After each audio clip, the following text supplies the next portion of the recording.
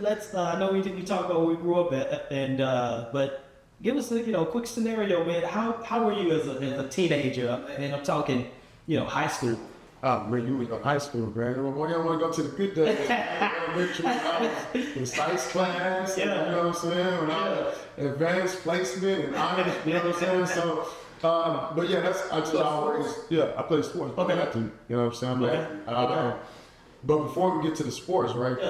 I just think it's important to let people know, like, how smart I am. Okay, yeah, let's get there. Talk to me. You know what I'm saying? It's where I'm at. Just, you know what I'm saying? Like, I've been the person you want to cheat off of in the classroom. You know what I'm saying? I ain't just become him, so to speak. You know what I'm saying? So I've always been in advanced placement classes or honor classes.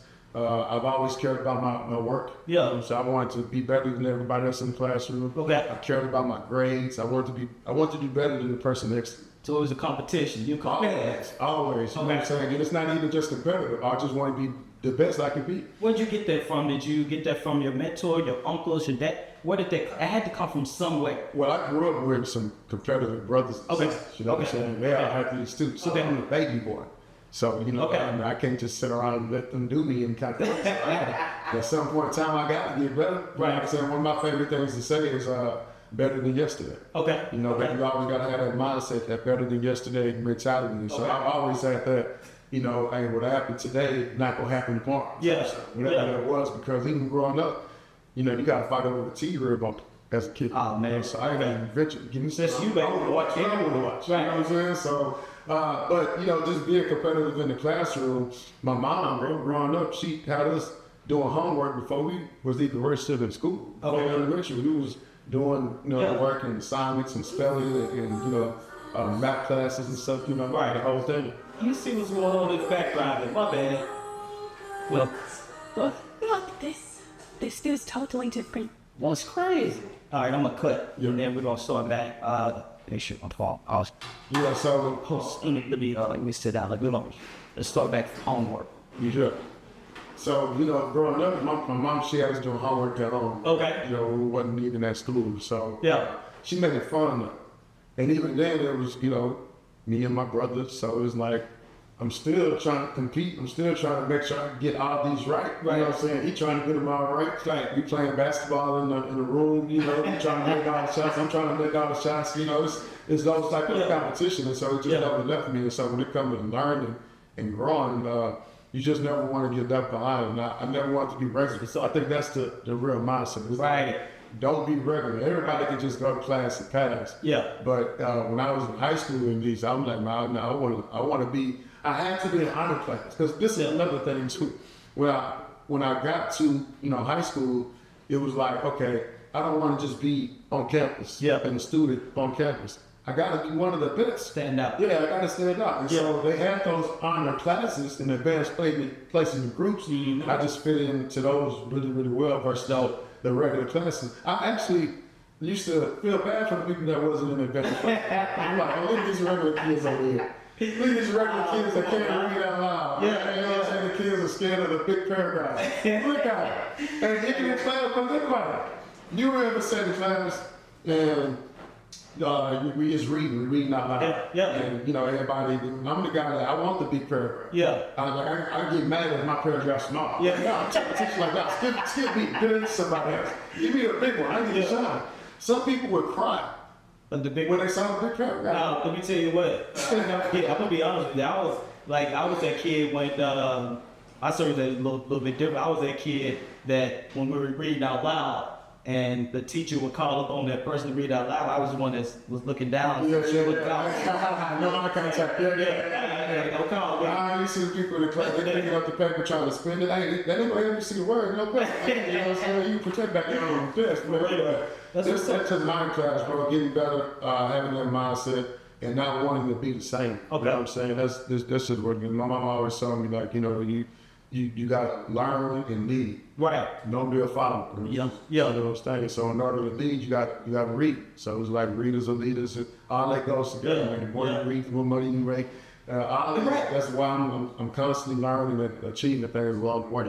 I tell people that if you ain't getting tested for something, then you had to work on hard enough. You're not pursuing anything. Right. Because if you're pursuing something, you should be tested along the way, along the journey. You know what I'm saying? So you should be passing those tests. You know, they're put in front of you. Right. Yeah. I agree with you, man. I definitely agree. with that. Actually, I sat down with my son the other day, and he's 11th grade. Well, yeah, he's 11th grade, and we went over. He said, he's in the computer science program, and we went over a list of how much you want to make in a year. And then we went rents. When you graduate, you're gonna want to live somewhere decent. $2,500. Your car note, you want to have a decent car. $800. You got to save your money, put your money back. And you have all these bills, and presented. This is what your yearly expenses are. Not anything else, but this is what Now, right? this is what's going on. Right. So this is what you need to become, and then we go online, show us in computer science. AI jobs, entry level, and like starting, it's different. It's entrepreneur, man. It's entrepreneur, man. Software as a service, man. Right. Yeah, exactly. And we went through the list and showing them different salaries for newcomers, entry level positions. I was like, hey, it's got to match up. So I want to start out with the grades in the schooling and me being smarter than the average spare. Yeah. Just because it's not about athletics all the time. It's not. I learned how to learn first. Yeah. I learned how to learn before I learned how to play basketball. But let me tell you, and I talked to this funny, you said, I promise we talked about that. He used to play baseball, he didn't want to play anymore. And I told him same conversation.